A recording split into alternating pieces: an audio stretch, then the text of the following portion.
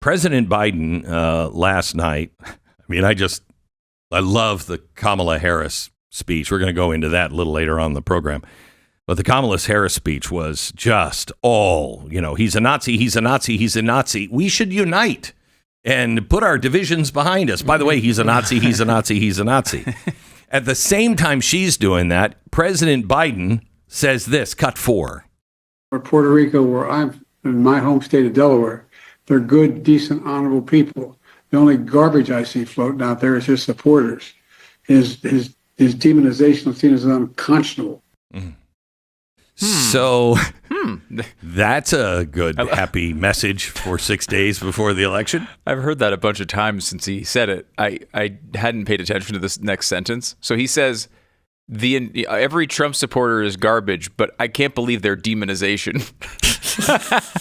He's just, I mean, look, I don't know. Is it that he's just so far down the dementia road that he doesn't even know what he's saying at this point?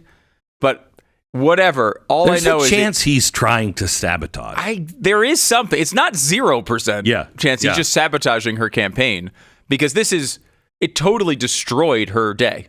Her big day in the sun. Yeah. Celebrating the January 6th anniversary or the site of the January 6th speech. And I know that's what everybody's talking about at the grocery store.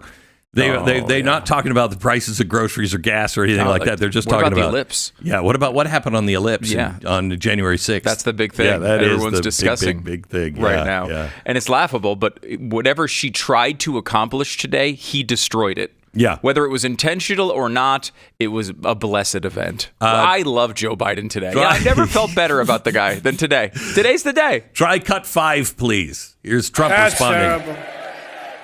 That's what it says. That's what it says.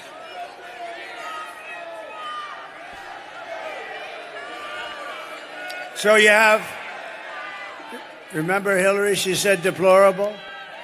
And then she said irredeemable, right? But she said deplorable. That didn't work out.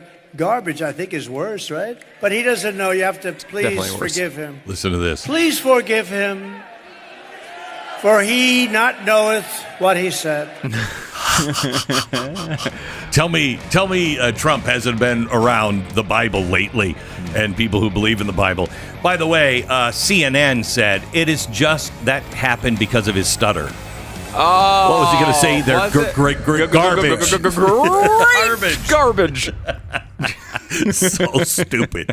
This thing is going to come down to the wire. Now, I hope that it is a landslide. And there are some things out there that make it look like it could be a landslide, at least in some states. But do you have any doubt, Stu, that in the swing states, this is going to come down to the wire? Yeah, it might not feel like that afterward. I think there's a good chance that one of these candidates wins all 7 of them. Like I was looking at, I can't remember whose model it was. It might have been Nate Silver's, who said the most likely outcome in his model when it comes to the swing states is someone wins all 7 of them. The number 1 outcome is Donald Trump winning all 7 of the swing states. The number 2 most likely outcome is Kamala Harris winning all 7 swing states. Well, of course. I mean, that's like the number 3 model is Daffy Duck winning all 3. I mean, those are the 2. No. But you don't have to win all 7, Glenn. You can win 4 and lose 3, right? Like the point is that it looks like the way these things usually run, and this is typical, they're correlated. Yeah, I know. Right? So if you usually you can't just like flip a coin on all the swing states and say, oh, well, this is what's going to happen. Right. Usually if one person wins, there's a lot more likely chance they're going to win the next state and the next state. Right. So at the end of the day, that won't feel like a close election. I think people will be like, oh, gosh, Trump won 310 electoral votes. That's not a close election. But that doesn't mean it's not a close election. No, it'll be a close election state by state. Yeah, Biden won 306 last time. That felt like the closest election possible, right? He still won 306. It was 306 to 232 in the electoral count. So they're going to be counting for weeks. I hope not. Unless it's an absolute blowout. Well, honestly, unless Kamala Harris, there's a path with Kamala Harris winning this election that we actually find out pretty much on election night, because the first 2 states we're going to know that really matter are going to be Georgia and North Carolina. Yeah. And if Kamala Harris wins those, like if she wins those by like 3 or 4 points, Yeah. I don't want to say what the outcome of the election is, but most likely that means that Trump has lost it. It's not impossible for him to win still, but if he loses Georgia and North Carolina, he's probably in really big trouble. So that's probably the most likely. Everyone's like, I want to know on election night. Do you? Because the most likely way we know on election night is Kamala Harris does really well in Georgia and North Carolina. I don't know. I'm not sure that's true. North Carolina. As far as early on that night, I would say yes. If Kamala Harris wins Georgia and North Carolina, to me, you're at a 95% chance she's winning this election. So, but if Trump, if it's close and then Trump winds up winning or whatever, I mean, he could still go up to the blue wall and pick off a few of those states. They will absolutely declare a win on that night. Both candidates will declare a win on that night.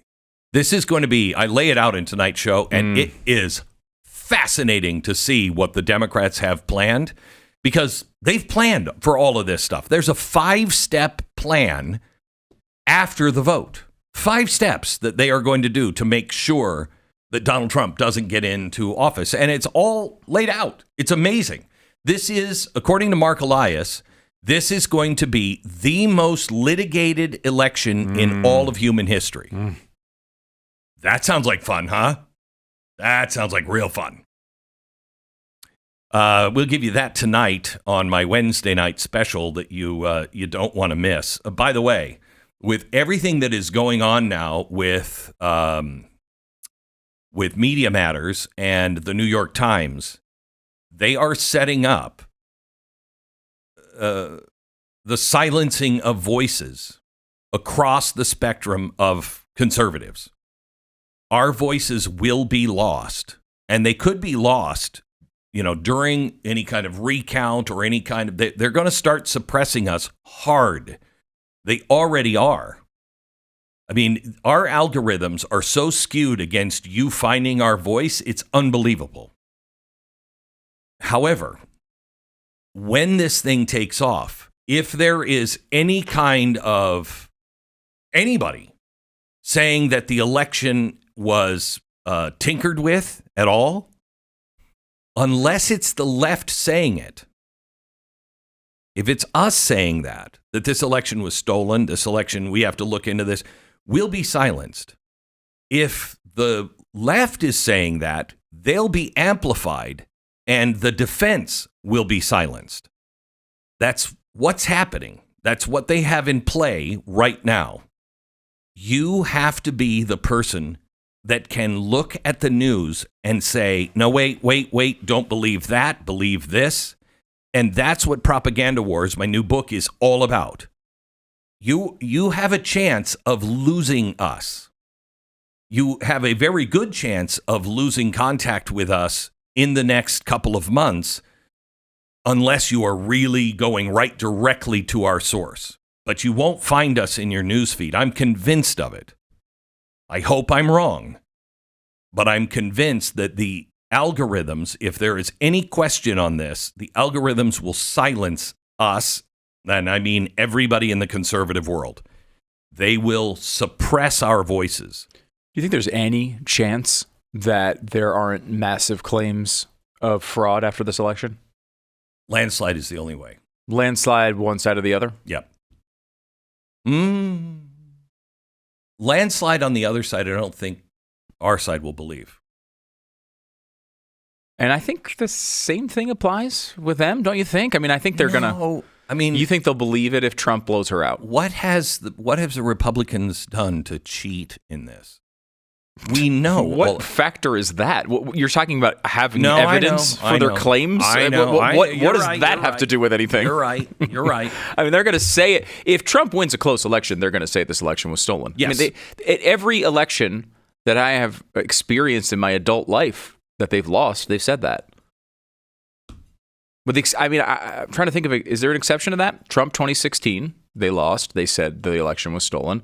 2012, they won. So they didn't have to say it. 2008, they won. They didn't have to say it. 2004, they said it. Yeah, John Kerry. 2000, they said it. Yeah, Al Gore. 1996, they didn't. They won, so they didn't need it. 92, they won. They didn't need it. 1988, I was 12. So every single election of your lifetime, of my lifetime as an adult, they have said the election was stolen. And every Republican in my lifetime, because in 67, 68, I was 3. So every Republican in my lifetime has been called a fascist or a Nazi. Every single time. Gosh, and how can it have any Credibility currency anymore? Right? Like it's such a. I know. It's amazing that they're still doing the same playbook. Still doing it. Things are changing, though. Things are dramatically changing.